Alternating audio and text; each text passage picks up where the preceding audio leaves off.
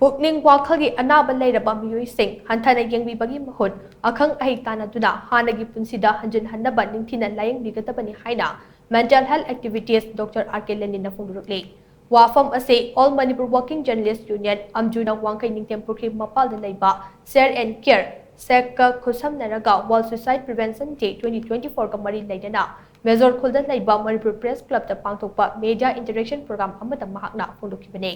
Changing the narrative on suicide. Haiba Timda Amjugi Golden Jubilee Celebration ka mari lainana pangtokhiba thoram aduda mental health activist Dr. R.K. Lenin hai. World Suicide Prevention Day ase kumja English singa nishubna ahum dake pangthokpa hokibane. Numit ase pangthokpagi nunggi oiba wanthokte masa matomta sijanaba honaramba miyoi singda khunai asida karamba midyeng da yengi amade midyeng ase hongdokpa mathau tarabra haiba asene. Mamang thakta suicide case kaya thokrabasu matung tarakpada leihoriba mirolna matau tamdanaba aikoi puna angamba thakta honaminaba change suicide khwaidagi tonganba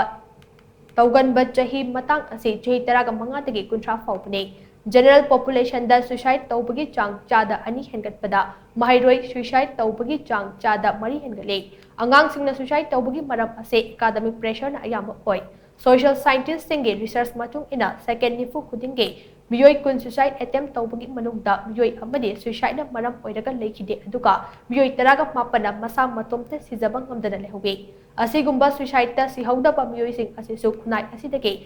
mateng fangdabadage sikhiba kaya amasu yauke suicide attempt tawba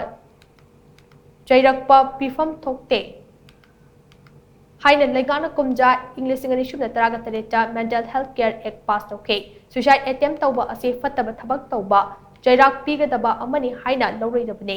suicide tawnaba honarakba haibase miyoi adu khangba ngambagi pangal leite yamna wade hingba ngamtre siraga khara pothagadra haina khalakpadakine asigumba matam asida aikhoina makhoibu nungsiba mityengga loinanai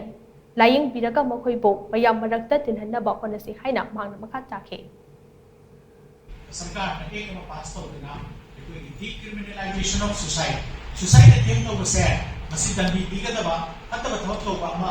amani haina loroidabani masidi cry for help haibade ai pating pambiro ai amware ai himbangamre ai siraga kara pathagadra haina khanjaba tanjati loge hayakpa matang sidadi ekoi mahu taram pokpiraga nungsiubi loina na lain biraga men simta muktilanna bagi dongja lokshi masi punishment tawgadaba nati haiba wakulonda masi punishable project makoi siyam tuna hospital puraga lain bada ekoi ko na mating pangbigadabani haiba adonna narrative se pome Thauram aduda chairperson oina sarujaki ba amjugi president Bijoy Kaksing Tabamna hai suicide case ase aikoi gi anakpada toina thengnaba ngakthane adubu thainagi ahallaman singna mathanta sizaki ba mi gi wari imung manungda panba tawhaide haibada natana asiba hakchang adu fawba angang naha singna yengbada athingba thamlambe madam aduda suicide tawlingakpagi wakhalon karamna polaki haiba nainabagi mahutta asiba hakchang urabadi angang sing lamdanarakane hainaba faw khanarame